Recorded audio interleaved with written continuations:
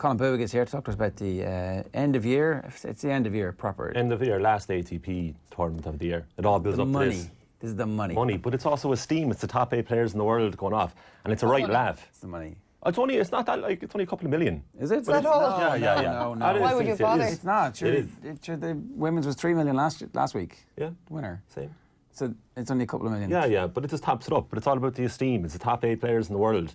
And the best thing is they're absolutely knackered, so they just give it their all because they can't wait for the season to end. But it's so different to any other tennis tournament because it's like in the O2 in London, indoor, lights are out, it's dark, dimmed lights, bombastic music. It's needless pageantry at its best. I love it. With exhausted tennis players playing for just a couple of million.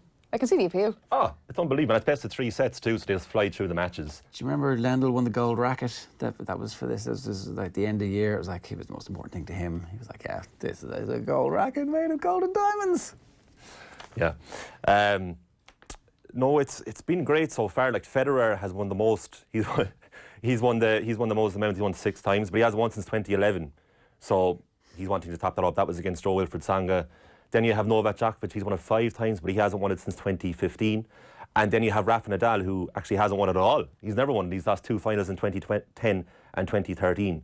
So you have the big 3 in it this year, but you also have another 5 players, and 3 of those players, they're really the hope that we have for the next generation, that they're going to be any bit good at all. Who? It's Alexander Zverev, Daniil Medvedev, and Stefanos Tsitsipas. So Zverev is actually the defending champion here. He won it last year. He beat Djokovic in the final. He beat Federer in the semi-final. And this year already, he's beaten Nadal in the first match. So he has acumen. His breakthrough year was last year in 2018. He won 4 tournaments. He's only won 1 this year. So he's gone off the boil a bit. And he had an absolute disaster match yesterday against Tsitsipas. He started going on his phone in the second set, just flicking through his phone when in the change of ends. Yeah, no, they're not allowed to do that. He's going to get fined for that. So why do you have it with him? They have it in his bag. Come on, and everything in their bag. Leave it in the... But that's the beauty of this tournament. It's all over the place. Well, would you argue then that the reason like the Federers and the Nadals of the world haven't won it is because they've been busy winning real tournaments and they just don't care? It all comes down to the focus. You know, we've discussed this before here where you're saying like there's no hope beyond the big 3. Tennis is over. But like these guys, those 3 guys that I've named, they're seriously talented. The difference is they don't have the focus. They don't have the consistent focus. So going into this week, well, no, they have serious skill because all of those guys I've named have beaten the big 3 several times. Now, Medvedev did just choke yesterday. Oh, it was unbelievable. So he's in Group Andre Agassi. So there's 2 groups of 4. So Group Andre Agassi is his one. So that's Nadal, Tsitsipas. Agassi died. Did I miss that bit? Or like when? I know the other one's Group Bjorn Borg. So I don't know. It's just in tribute to living legends. Right. But no, Medvedev was so far ahead. He lost his first match against Tsitsipas. They don't like each other too, so it was an interesting dynamic. Yesterday he was 5-1 up in the final set, and Nadal had a drop shot. He just went for it because he thought the match was finished, and it was an unbelievable drop shot, and he got it. Then Medvedev went on to have a match point, lost that. Nadal won the match, threw it all away, but Medvedev threw it all away. The narrative going into this week has all been about Nadal. He is world number 1 going into this, but he could lose world number 1 if Djokovic wins the tournament. As I say, Nadal's never won this tournament. He's not mad about it because it's on hard court and he wants it on clay. And next week is the Davis Cup in Madrid, so he's kind of focusing on that. He's pulled out of his last 2 tournaments injured. And after the first game on Monday against Zverev, where he lost, and he was abject against Nadal. He was really terrible. He was very angry at himself in the press conference. But in the press conference, he was asked by a journalist if the recent marriage to his long-term partner had an effect on his performance. And here's what happened. Well, tonight you were playing very short many times. I don't know why, because you're not used to that. But I'd like to know, for many people to get married is a very important and destructive thing. Before the marriage, during the marriage, after the marriage. Your concentration on tennis life has been a bit different, even if you were going out with the... Honestly, are you asking me this? Yeah. Is it a serious question or is it a joke? Is it serious? Yeah. I'm surprised. It's a big surprise for me you ask me this after being with the same girl for 15 years and having a very stable and normal life. Doesn't matter if you put a ring on your finger or not. in my personal way, I am a very normal guy. Maybe for you was it the complete? How many years you have been with your? I have 30 years this year, but And before after maybe you were not sure. That's why.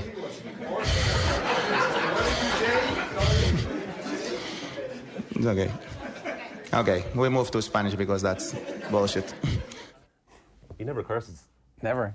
That was something in itself. To wait till the end of it, but it was great because he was so angry with himself after that performance. He was much better yesterday against Medvedev, but Nadal said himself that he was incredibly lucky to win that match. He said it was a 1 in 1,000 match. So if Nadal had lost that match yesterday against Medvedev, he was essentially out. Now he wasn't technically out because of the way that group has gone, the Andre Agassi group.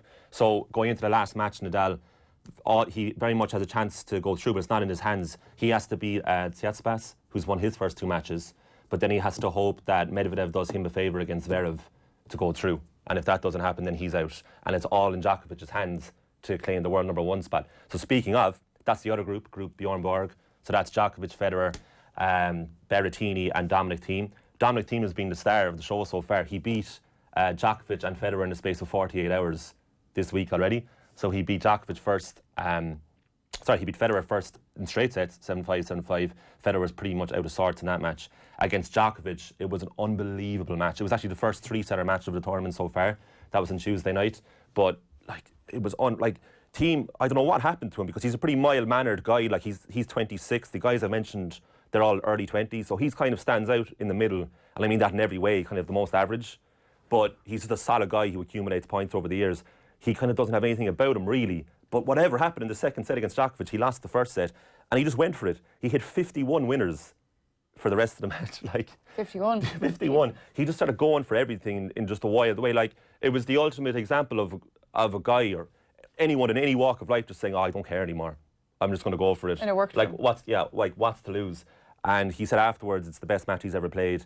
And the thing with Djokovic is, when Djokovic plays well on a hard court, he wins the match all the time. Djokovic played really well, so he was fuming afterwards with himself. He was all congratulations to the team, but he couldn't believe he lost because usually to beat Djokovic he has to be some way off form, but Thiem was just that good, and that goes to show that these guys can beat the big three regularly. They just can't put the consistency through. They don't really have the belief either, and the 3 guys are still very much remaining. So there's a big game tonight, right? Federer against Djokovic. Oh, it's unbelievable because, as I say, Thiem's beaten both of them, and 2 of them have beaten the other guy in the group, Matteo Berrettini. He's the Italian. First time around, he was the number 8 player, 8 of 8 to get in.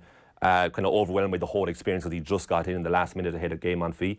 So he's been wiped out by Federer and Djokovic so far. So there's the first dead rubber matches this afternoon between Thiem and Berrettini. Mm-hmm.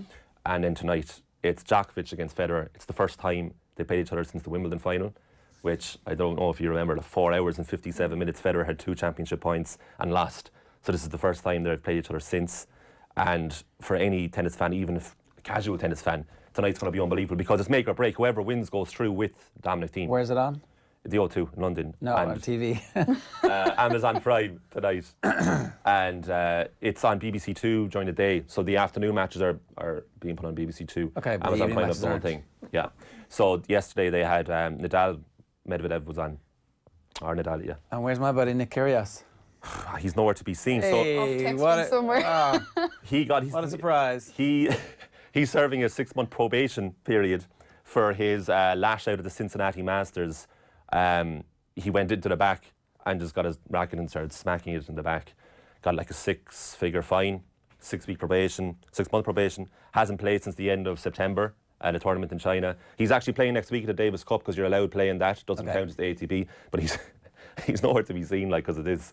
But also he called the ATP pretty corrupt. Right. So that was part of the main reason. He just keeps giving, doesn't he? He's unbelievable, yeah. But he's very much out of the picture. He's never been in this top 8 clash. What a surprise. Yeah, but it's all about tonight. Yes. It's going to be unbelievable. Federer, Djokovic, it's make or break. It's basically Wimbledon all over again, except it's best of 3 in this theatre, where it's just complete showbiz. Is there a Now TV for Amazon Prime where you can just pay for the tenner, or do you have to sign up for the whole thing? I mean, I would very much try it. Okay. Not at all. Right. Good stuff. Colm, thanks for that.